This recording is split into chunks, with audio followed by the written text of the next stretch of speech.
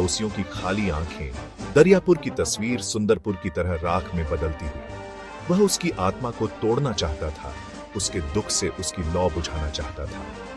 लेकिन उसका दुख अब कमजोरी नहीं था, यह उसकी नई शक्ति का फ्यूल था। तुम उसे नहीं ले पाओगे, तुम उनमें से किसी को भी नहीं ले पाओगे।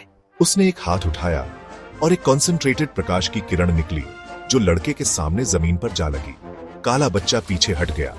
उसका रूप एक मरती हुई लौ की तरह टिमटिमा रहा था। वह शक्तिशाली था, दुख और रेज का एक प्राचीन एंटिटी, लेकिन वह शुद्ध अनटेंटेड प्रकाश के इस अचानक इमर्जेंस के लिए तैयार नहीं था, जो प्यार और नुकसान से भरे दिल से पैदा हुआ था।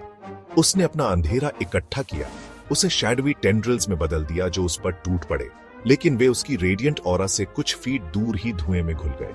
लड़ाई मुट्ठी या हथियारों की नहीं थी, बल्कि प्रकाश और अंधेरे, आशा और निराशा के बीच एक प्राइमल संघर्ष थी, जो गिरे हुए गांव के मेले के दिल में खेला गया। बचे हुए ग्रामीण दोनों शक्तियों के बीच फंसे हुए हिलने लगे।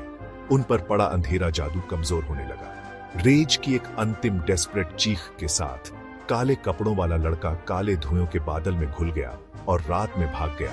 हॉन्टिंग संगीत उसके साथ फेडिंग हो गया। आरती हांफती हुई खड़ी थी, सफेद रोशनी धीरे धीरे उसमें वापस आ रही थी क्योंकि कमजोरी हावी हो गई थी। जैसे ही सन्नाटा छा गया, एक धीमी प्राचीन आवाज हवा में फुसफुसाती हुई लग रही थी। एक ऐसी आवाज जो न तो गुरुदेव की थी, न ही लड़के की, बल्कि कुछ और ही थी।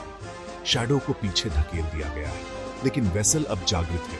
यह बुदबुदाया रात के हॉरर का एक चिलिंग पोस्ट स्क्रिप्ट। पहली लड़ाई जीत ली गई है, लेकिन कहानी अभी शुरू हुई है।